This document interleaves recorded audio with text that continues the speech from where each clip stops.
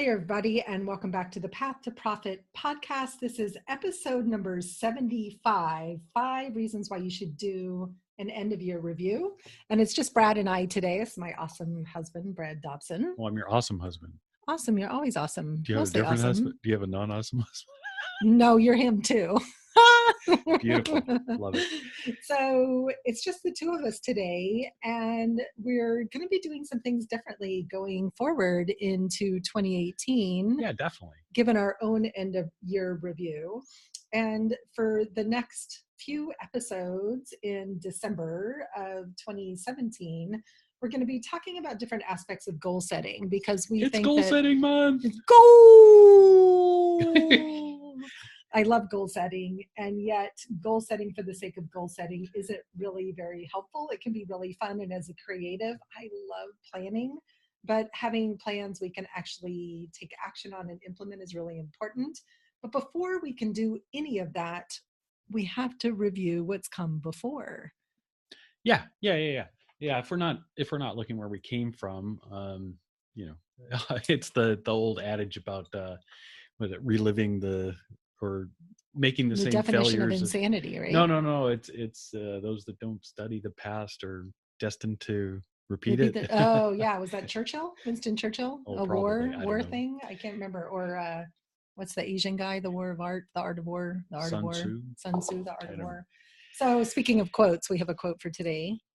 Right? Because we always love to start our shows with a quote. And this one is from Andrew Carnegie. And Andrew Carnegie said, "If you want to be happy, set a goal that commands your thoughts, liberates your energy, and inspires your hopes." And what our intention for today's episode is that you walk away inspired to do a year-end review before committing time to actually setting goals. And in episode 76, we're going to come back and specifically look at how to make 2018 your most spectacular year ever, with some specific reflections on goal setting that maybe you haven't heard before, like what's your goal setting persona. So it's a little bit about where we're going over the next couple of weeks. Those are our goals. Those are our goals. Those are our intentions. Goals. That's right.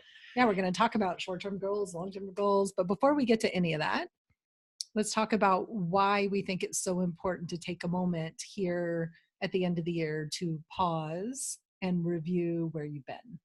Yeah, I know for me personally, and we haven't done this yet for 2017, and so sort of, but not formally. Part of this is some of our own therapy and some of our own work towards getting that year-end review done.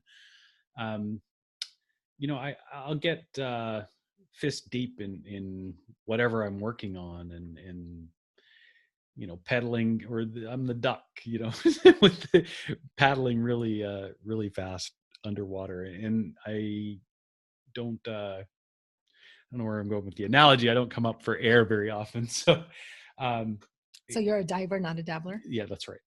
So speaking of ducks, it's important to take that time to step back, and actually look at what happened. And in fact, we should be doing this quarterly. I think maybe that will be a goal as well, is to have those quarterly wrap-ups to do a similar type of thing. So it's not this one big year-end thing. But be that as it may, for 2017, we owe ourselves, and you owe yourself, we think, time to step away and see what you did, celebrate successes, just be real frank with yourself about failures and successes, but also look at why you did a lot of things. I think sometimes we can do things that are outside of our core values. Sometimes we can do things that are completely disconnected from our big why because we were chasing money or chasing a bright, shiny object. And so this is a good time to identify those, why we did things, and whether they actually had meaning towards what our big thing is. Yeah, and I think that big thing is the big why, and we're going to talk about that a little more in the next session on goal setting as well, because from our perspective, when you're very clear about the impact that you want to have and the change that you want to see in your own life and in the world at large, it makes goal setting easier, but it also gives you a moment of opportunity for reflection on how close did you come, right? And so the 5 reasons that you should absolutely do a end of year review are: 1, so you can see your progress. What we find with so many entrepreneurs is that they don't take a moment to pause and really see how far they've come. And one of my friends drew this great graphic one time where she shows that as we make progress, it's never a straight line, that there's peaks and valleys in our progress. But every time you hit a peak and come back down into a valley, the next valley is never as low as the first valley. So there's consistent progress being made, but you need to really focus in on that progress. As Brad said, you need to celebrate every time you hit those peaks. And sometimes those wins are tiny, like, yay, we sold one of something, right? Or yeah, and they may not be financial wins. Yes, there are so many other types of wins. Yeah, absolutely. And we're going to talk about that in a minute, about really looking at all the different the specific aspects of your business that you should be reviewing. But celebrating even the tiniest steps in forward progress is so important, because every time you celebrate your success, it boosts your confidence. It gives you that ability to say, okay, I am moving forward. And the more that I continue to move forward, the more success I'll have. And then make an honest assessment. It can be pretty scary sometimes to look at your numbers, and that could be the financial numbers, or we had a huge, bold, audacious goal to really increase dramatically the size of our email list, and we got about halfway there. Right? We're a little less than halfway there. And by the end of the year, we probably will be halfway there, but we didn't get all the way there.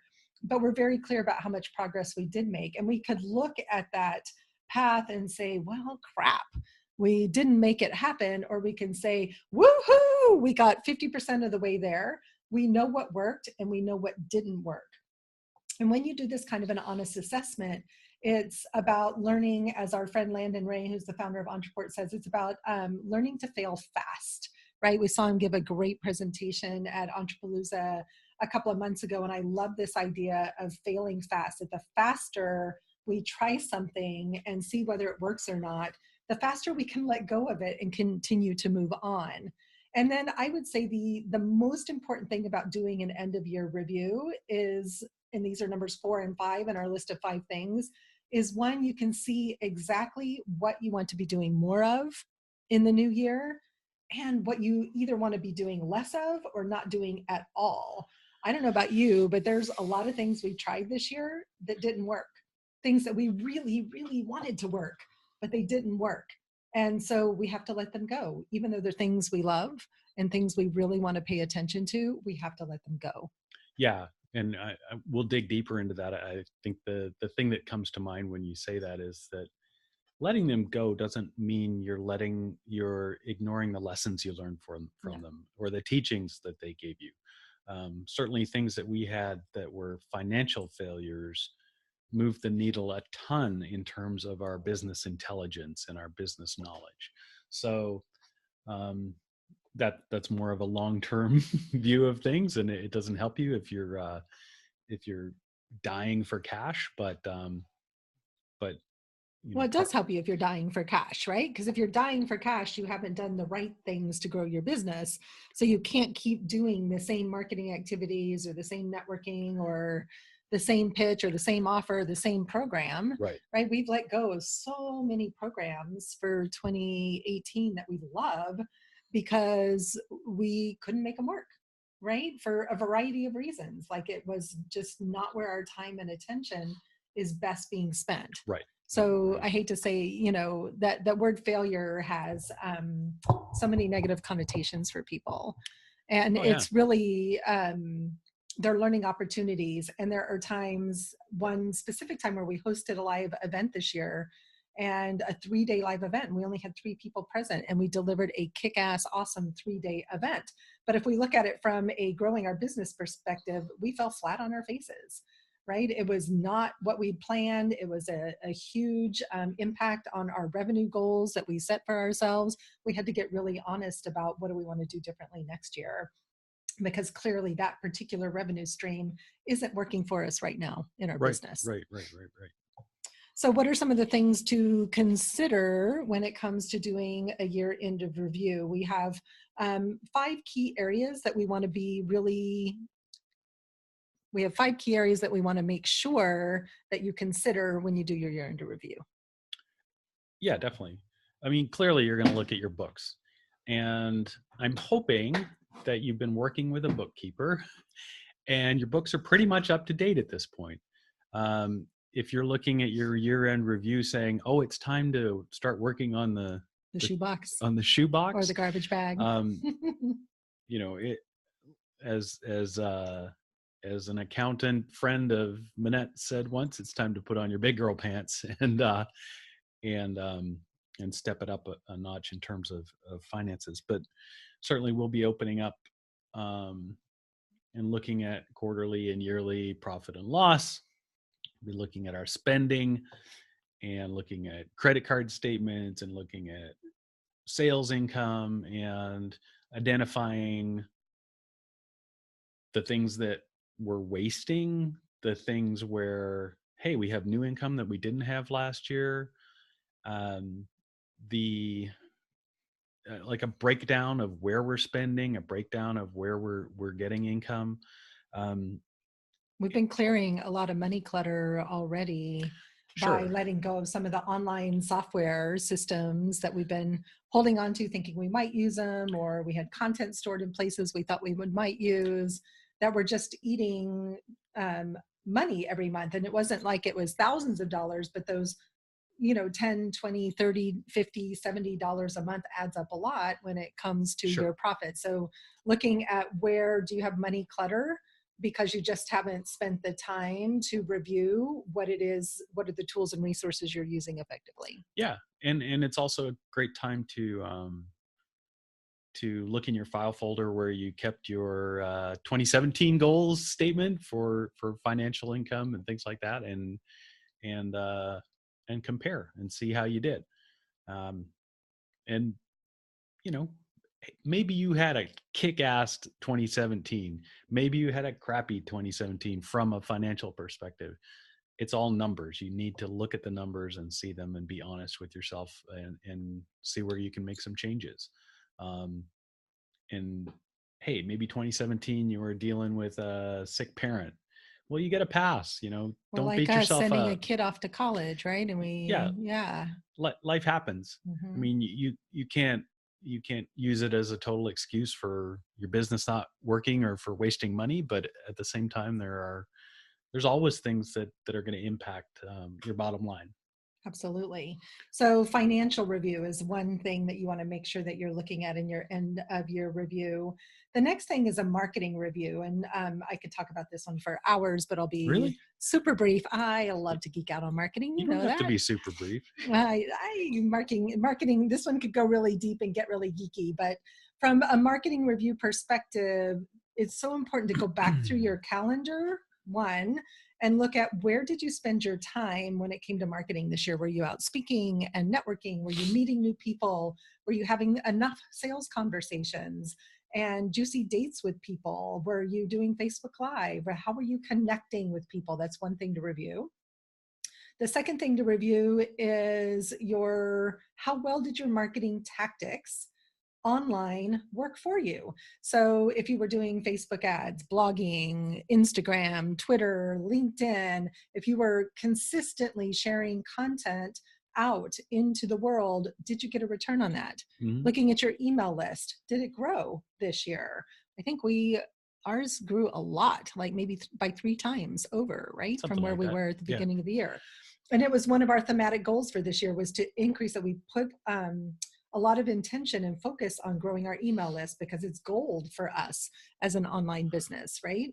So all the different things that you've done for marketing, look at what worked and what didn't work. Like we told you, one of the things we tried was hosting a live event that didn't fill, and that didn't work. But webinars did work for us really well this year. And an online quiz worked. And an online quiz worked really well for us this year. So we will be putting more of our time, our personal effort and money towards the tactics that actually worked. Yeah. And along those lines, I think it's really important, and maybe a friend can help you with this, or maybe you're able to do it yourself.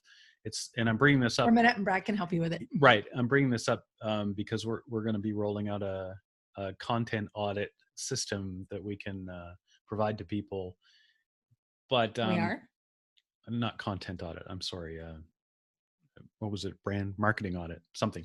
Anyways, but it's also something that we need to work on ourselves at the Path of Profit Academy. Look at the consistency of what you're producing, whether that's, your talks that you gave live, whether it's networking events, whether it's your online presence. Look at your logos, your email headers, your website, your Instagram posts, your blog posts, your Facebook posts, all of your communication with LinkedIn, anything, real world or online. Look how consistent it is. Do you have consistent keywords? Do you have consistent branding in terms of look and feel? Are the fonts all the same? Or are you, was today a Arial font day in purple and yesterday was Helvetica in black? Those things matter because your consistency in terms of the actual themes in the content, the look and feel, both, once again, online and in the real world. This is a great time to review that at the end of the year and see whether you're really reaching people in a consistent fashion or whether it's hit and miss, whether it's really variable, and see whether you could tighten that up. It's certainly something we need to work on.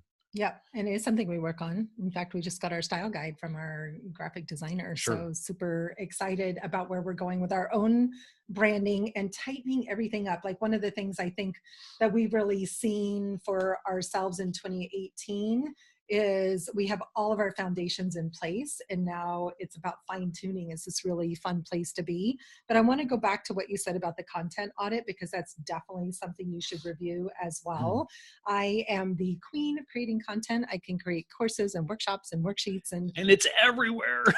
Yes, and it's scattered right around between computers and websites and online cloud storage and Dropbox. And so there's so much content everywhere. So we actually are in the process of doing a content audit. What do we have that's of value that we can continue to repurpose and reuse?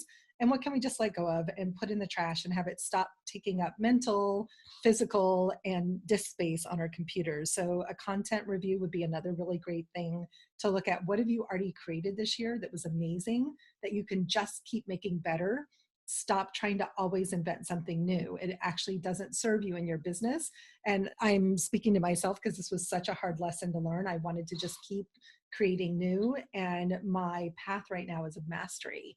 In order to get to profit, it's finding those few things that we do really, really well and really differently from everybody else. And once you've nailed that, it will also help make your brand a lot more, a lot simpler, clearer, and make it easier for you to find the keywords and the marketing tactics that will work as well. So we're talking about these things like they're separate little containers, but the truth is it's all intimately connected. It's why our business plan looks like a mandala and everything's on one page, because everything has to be flowing together. So it might start with your financial goal review, but then how are all of your different activities, your branding, your content, everything related? Yeah. And back to that content audit. I was kind of proud of myself because I put in a bunch of work. I was proud of him too. to sort of do some automatic stuff to pull in blog posts from 2 different sites, all of our email communication content, landing pages. Now he's getting really geeky. Files on 3 different computers. Only 3? Actually, it was from 4. Yeah. So that Minette could go through these things and see what we already had and what we could repurpose and those types of things. And the same would be true if you have talks that you give, 1 or 2 talks, handouts, any type of resources that you've created, is to try and pull those all together. It helps if you do it digitally, and see what you have, see what needs to be rebranded, see what needs to be tossed, see what blog posts need better SEO and titles, all of those things. It's worth doing. Well worth the effort if you're producing a lot of content. So. And then the last 2 categories are to consider when you're doing a year-end review, aren't as strategic and tactical. They're a little bit more personal. The first one is to do a mindset review. And what do I mean by a mindset review? I mean by looking and reflecting back across the year. How did you feel about how the year went? Where were your moments of greatest joy and greatest pleasure and greatest sense of confidence and success? This is tied deeply to what are you willing to celebrate and what are you willing to let go of and what do you want more of? How do you want to feel about your business? Because Brad and I have said this probably many, many times on the podcast so far, but I think part of our greatest learning as entrepreneurs has been the realization that this is such a path of personal development, that it is not just business growth, but as home-based entrepreneurs and parents and spouses, right? That this is such a journey of personal growth. So a mindset review would be really helpful. And then you want to share the final one there? I'm just trying to think more about the mindset review. There's just so much. Yeah. I mean, really, what are you doing to change to embrace your entrepreneurial journey? Especially for those of us that don't come to the entrepreneurship naturally. There are a lot of head things to get out of the way and to continue to work on. I certainly have many. Like your level of comfort with risk. Yeah, level of comfort with risk was a huge one. Distractions. Managing distractions, not being distracted. Time management, where your motivation comes from, whether you're what it is that's driving you towards your business goals.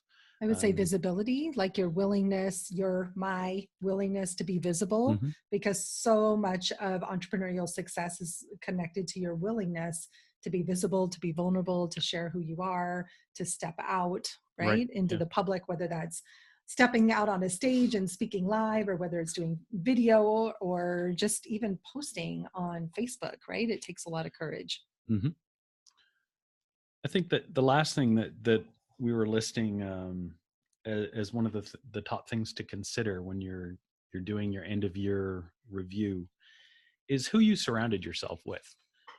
And I bring this up because I'm a firm believer in the statement about, you're basically going to be some sort of amalgamation of the 5 people that are closest to you. Where your head is, where your business is, where your life is really going to be guided by the people you've surrounded yourself with. So now's a great time to look back on 2017 and see who you did surround yourself with. What people are in your life that are helping you move toward your goal, whether that's in a group that you're in, a support group for business, like a mastermind. I can remember the word for mastermind. Networking groups that you're in, groups that you're leading, maybe, or groups that you're volunteering. Your family, that can be a tough one because you're stuck with them. Yeah, and I can never remember who said the quote, but basically you are the sum of the 5 people that you spend the most time with, right? Did you say that already? Yeah, I did. And I totally blanked out for the moment. That's Squirrel. Okay. But that sense of, are the people that you're spending time with the ones who are your best cheerleaders and fans? Because building business is hard and you need support. You need cheerleaders, you need fans, you need people that believe in what you're doing no matter what. Even if they don't get what it is that you're doing, they're still offering unconditional support. And often that's not our family, sadly. Sometimes it may not be your spouse. We've seen that with a lot of our clients. And so it's looking for, where have you spent, or who were the people you spent time with this year that really helped boost you and lift you to the next level? And as you think forward to 2018, what do you want to do differently in terms of where you're spending your time? What kind of support do you need? One of the things when we look at people that we spent time with, it was not only courses and coaching and friends and relationships that we built, but we also hired support, right? We have an amazing VA and we just keep giving her more and more to do. We love her. We hired an amazing personal assistant as well. So we're surrounding ourselves with this amazing sense of support that's that we've never had before, right? And so that's made a huge difference as well. Yeah, and I think the one for me that I would say is when I go to conferences, whether it's something like Digital Marketers Traffic and Conversion or Entreport's Entrepalooza, there are many social media conferences, coaching conferences, big ones, thousands of people with multiple learning tracks, and that's where I see a lot of inspiration come into my head. Seeing other business owners, seeing inspirational talks, seeing techie talks, seeing anything that where I'm seeing other people be intentional about their business and succeed in their business. And I realize that that's not necessarily, those aren't the people that I spent the most time with, but they certainly had a lot of impact. So I would say count those as ones as well. And that's all about stepping out to create more connections. You cannot build a business hiding at home behind your computer. Nope. And it's been harder for you than me to do that, right? As an introvert. Oh, absolutely. And so going to conferences, it's like, it's so important and it's so challenging all at the same time. Yeah. And I just launched a new, we're calling a vertical, a new online presence, lowcarbendurance.com. And it's something I'm passionate about. It's the intersection of healthy, low carbohydrate eating, as well as endurance athletics. And so, I see in my vision for this, lowcarbendurance.com could be a race sponsor. We could have a booth at races or at conferences. And then the Brad part of me says, wow, Brad, how are you going to make that work? It's not really in your wheelhouse. I get to be the booth bunny. That's right. So there's some challenges there, but yeah, definitely getting out. So we might have rambled there a little bit. So what we're going to do is we actually have a worksheet for you on how to do an end of year review.